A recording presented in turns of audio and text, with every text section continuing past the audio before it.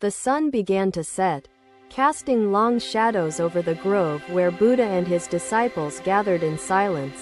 Ananda approached Buddha, his expression troubled, as he sought answers to the fears that had plagued his heart. Master, Ananda began hesitantly, I cannot escape the fear of death. It haunts my thoughts and burdens my soul with dread. Among them was a young monk named Anuruddha, troubled and restless. He stepped forward, his hands folded in respectful salutation. It is shared by all who are born. He paused, allowing the murmurs of agreement from the other disciples to dissipate before continuing with his teaching. Death is the inevitable destination of all living beings. To fear it is to resist the natural rhythm of existence. My efforts seem meaningless. Why is this so? The Buddha regarded him with compassionate eyes, his expression unwaveringly calm. Life's impermanence is not a curse, but a truth. We must face the reality of death not with denial, but with understanding, Buddha explained, his tone tender and unwavering. Ananda lowered his head, and the surrounding disciples listened intently, their hearts heavy with the same universal fear. Imagine the waves of the ocean, each rising and falling. Death is the return to the source that creates us, Buddha said. Master, this truth does not lessen the weight of my fear, Ananda admitted, his words a reflection of his vulnerability. Buddha stepped forward, his movements deliberate as he addressed the group. Fear arises from attachment, from clinging to what cannot last. We hold tightly to our loved ones, possessions, and even our identities, but all are transient, like clouds in the sky. The disciples exchanged glances, their faces reflecting a mixture of confusion and yearning for clarity in Buddha's profound words. Do not seek permanence in the impermanent, Buddha instructed. I have planted seeds and tended to them in my youth. When you plant a seed, the Buddha said, his voice steady, do you expect it to sprout immediately? Do you abandon it if it does not? Anuruddha shook his head slowly, the realization beginning to dawn. Master, the thought of losing everything is unbearable. Is there no way to hold on to what we love? Buddha's voice remained steady as he replied, clinging creates suffering. True peace is found in acceptance of life's natural flow. He gestured toward the lotus blossoms swaying in the breeze, their delicate petals embodying impermanence and beauty in harmony. These blossoms will wither, as will our bodies and all that we cherish. Yet their existence is no less meaningful.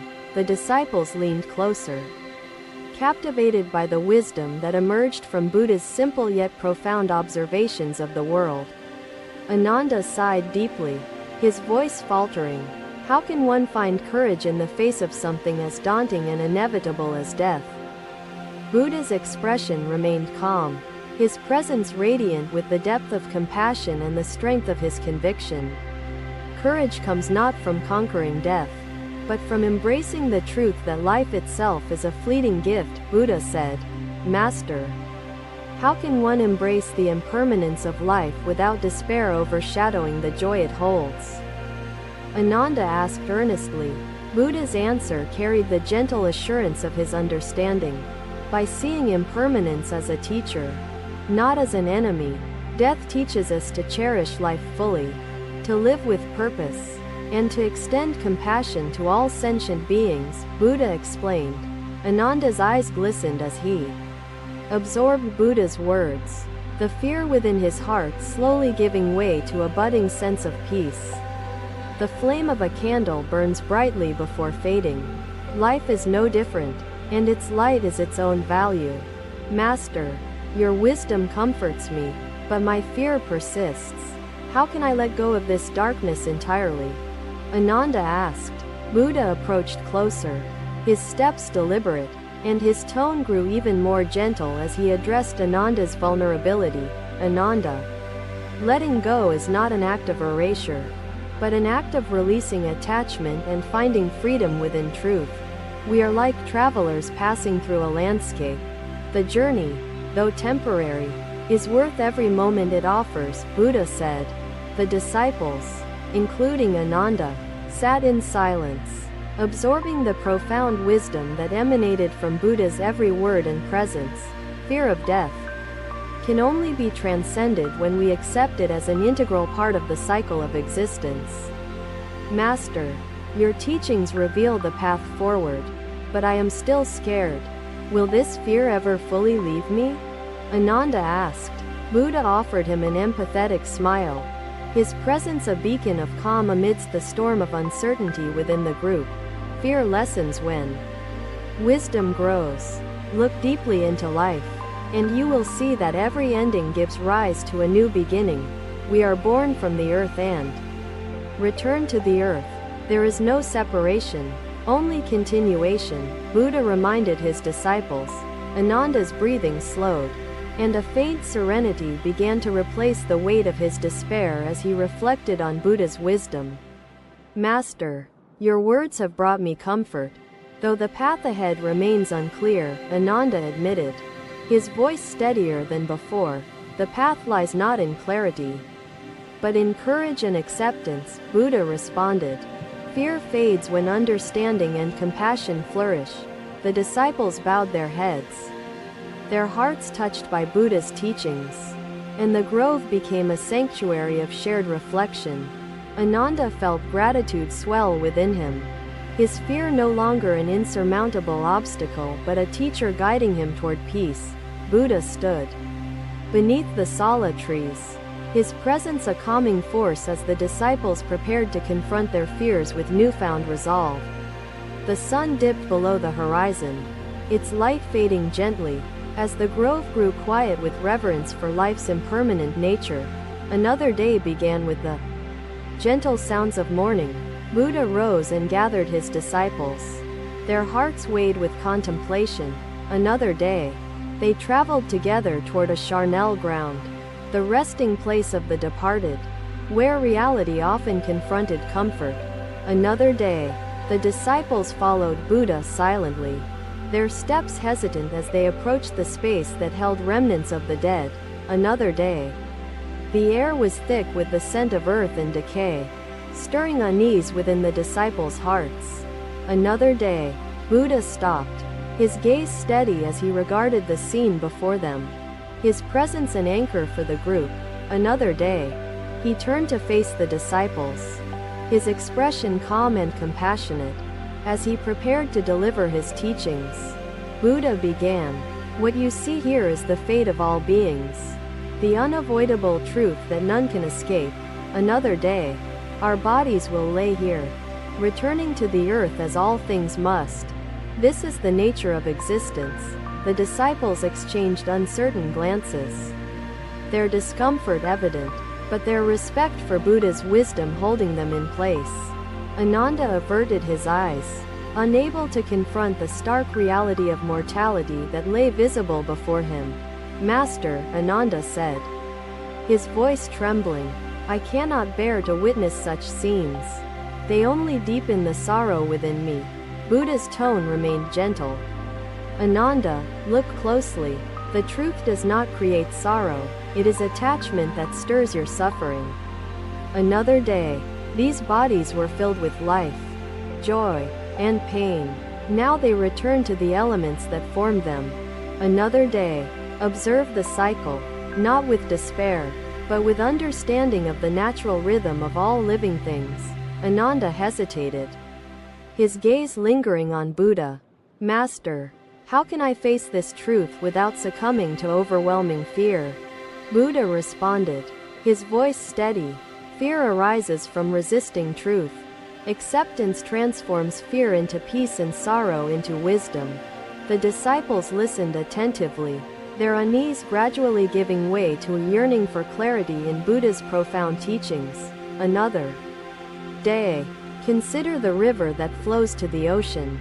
It does not resist its journey, it embraces its fate. Our lives are like the river's journey, a temporary passage leading toward an eternal cycle, Buddha explained with tenderness. Ananda sighed deeply, his voice breaking as he spoke. "Master, I still struggle to find solace in such truths. Buddha placed a hand on Ananda's shoulder, his touch a reassurance that steadied the storm within Ananda's heart. Another day. Remember the butterfly that emerges from the chrysalis. Its life is brief, yet it fulfills its purpose gracefully. Buddha gestured toward the charnel ground. Life and death are two halves of the same whole, inseparable and equally necessary. Another day. These forms will become part of the earth, nourishing new life. The cycle continues, unbroken and eternal. Master, Ananda asked softly, how can I accept death's inevitability when I fear losing all that I hold dear? Buddha's gaze softened further. Attachment binds you to suffering. To let go is to experience true freedom and serenity. Another day. Cherish the present moment fully. Its impermanence does not diminish its value but magnifies its preciousness. The disciples reflected silently, their minds wrestling with the truths that Buddha revealed with gentle yet firm conviction. Another day. Accept the impermanence of everything you cherish, and you will find peace where fear once held sway. Buddha continued, do not turn away from truth. Ananda, confront it, embrace it, and learn to live with harmony. Ananda's expression grew thoughtful, his fear tempered by the comforting presence and unwavering wisdom of his revered teacher. Another day. The flower blooms before it withers. Its beauty lies not in its longevity, but in its essence. Master, will this fear ever leave me entirely? Ananda asked, his voice reflecting the vulnerability he carried deeply. Buddha's answer was calm and reassuring. Fear diminishes when wisdom flourishes. Each step forward weakens fear's hold on your heart. The disciples exchanged murmurs, their voices resonating with a mixture of hesitation and hope inspired by Buddha's teachings. Another day. Embrace life's impermanence, and you will unlock the door to peace that eludes those clinging to permanence. Buddha gestured toward the distant mountains. Even the tallest peaks erode with time, yet they do not lose their worth. Master, your wisdom comforts me, but I struggle to truly feel at peace. Will peace remain beyond my reach? Ananda asked. Buddha's answer was firm yet empathetic. Peace is not found outside. It is nurtured within, through understanding and release. Another day. Life and death are companions, not foes. Together, they weave the tapestry of existence and bind all beings. Ananda lowered his head, absorbing Buddha's words, his fear slowly giving way to a sense of contemplation and reflection. Another day. The sun sets, casting darkness, only to rise again, bringing light. Death, too, gives rise to life anew. Buddha stepped forward, his gaze sweeping across the charnel ground, his presence a beacon of calm amidst the disciples. Master, another disciple asked, how can we live with purpose, knowing we walk toward our inevitable end? Buddha smiled faintly. Living with purpose means cherishing each moment, extending compassion, and accepting life's impermanence as its greatest gift. The disciples bowed their heads, their minds enriched by Buddha's wisdom, their fears softened by the clarity of his teachings. Another day. Fear loses its grip when we recognize the beauty within impermanence and accept the cycle that shapes us. Ananda raised his head, his expression steadier, gratitude swelling within him as he reflected on Buddha's compassionate guidance. Another day. Confront truth with courage, and you will discover peace where fear once overshadowed your heart. Buddha said, Master, I will strive to walk this path, though I know it will be difficult. Ananda affirmed sincerely. Buddha's voice carried warmth and encouragement.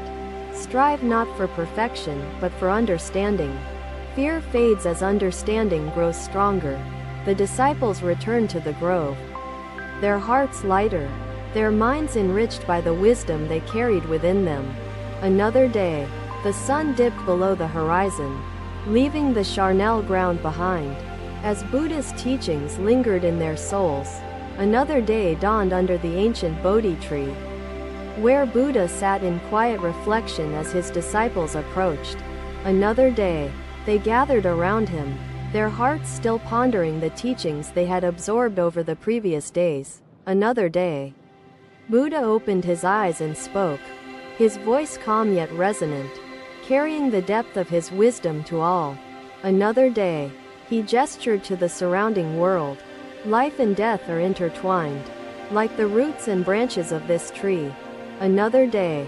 To live with fear of death is to miss the beauty that each moment offers us. Buddha began. Ananda stepped forward, his gaze steady but his tone hesitant. Master, how can one fully accept both life and death? Buddha regarded him with compassion. Ananda, acceptance begins with understanding. Look deeply at the transient nature of all that exists. Another day. He continued. Observe the butterfly. It lives for a season, yet its brief existence is filled with purpose and grace. Another day. Buddha's eyes lingered on a nearby stream. The water flows tirelessly, knowing its journey will end in the ocean. Master, Ananda asked, does not the end of life diminish its meaning? How can purpose exist in the face of impermanence? Buddha's expression softened, his words carrying both weight and clarity. The end does not erase the meaning. It completes it. Another day. Each breath, each act of kindness, each moment of connection is meaningful precisely because it will not last. The disciples exchanged thoughtful glances, their minds grappling with the profound simplicity of Buddha's words and their implications. Another day. To accept life and death is to understand that one gives value to the other. Buddha continued. Without the impermanence of life, there would be no urgency to love, to grow, to act with compassion, he explained. Ananda lowered his head, his heart touched by the truth in Buddha's teachings, though questions still lingered in his mind. Master, another disciple asked, how can we cherish the present without mourning the moments that must inevitably pass? Buddha smiled gently. Do not mourn the moments passing. Celebrate its presence. Gratitude turns fleeting time into lasting treasure. Another day. He gestured toward the leaves drifting down from the tree. Even the falling leaf serves its purpose in the cycle. Another day. He explained. To live fully is to embrace the impermanence of every experience, every relationship, and every thought. Ananda raised his eyes, his voice steadier now. Master, how can we live without clinging to those we love? Buddha replied with a serene tone. Love does not require clinging. True love flows freely, unburdened by possession or fear. Another day. Love that clings becomes a chain. Love that accepts impermanence becomes a source of liberation, he elaborated.